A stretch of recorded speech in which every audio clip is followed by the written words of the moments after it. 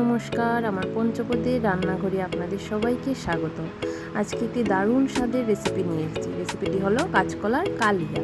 কাঁচকলার কালিয়াটি রান্না করতে চাই কাঁচা লঙ্কা বাটা, জিরে গুঁড়ো, ধনে গুঁড়ো, টক দই, জাল দেওয়া নারকেল দুধ, এদিকে আছে আদা বাটা, গোটা কাঁচা লঙ্কা।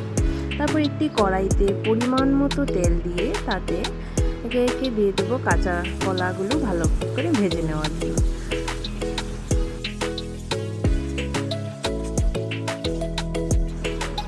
কাঁচকলাগুলো ভালো করে ভেজে নেওয়ার পর আমরা একটি পাত্রে তুলে নেব।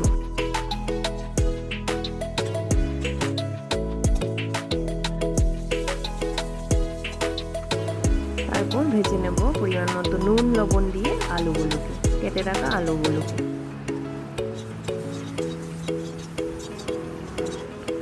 আলুগুলো ভাজা হয়ে গেছে, আমরা একটি পাত্রে তুলে নিলাম।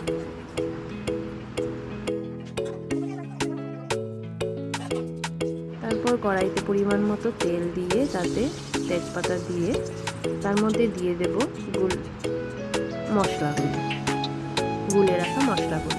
আছে জিরে, ধনে, কাঁচা লঙ্কা, গুঁড়া লঙ্কা। এই মশলাগুলোকে ভালো করে মাঝারি আঁচে ভাজতে দেব। এইভাবে ভাজা হয়ে গেলে মশলা থেকে তেল ছেড়ে দেবে।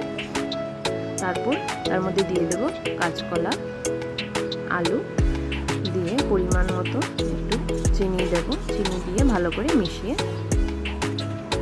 নেব।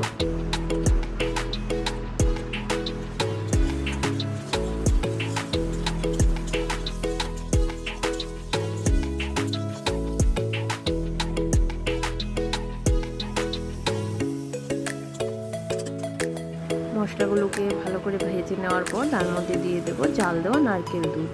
নারকেল দুধ দিয়ে ভালো করে ফুটতে দেব।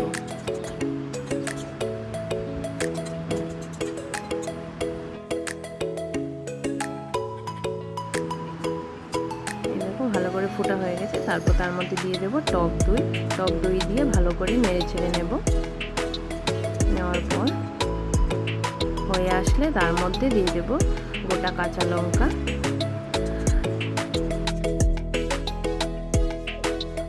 আর নামানোর আগে দিয়ে দেবো 1 চামচ গরম মশলা। তাহলেই তৈরি আমাদের কাঁচকলার কালিয়া।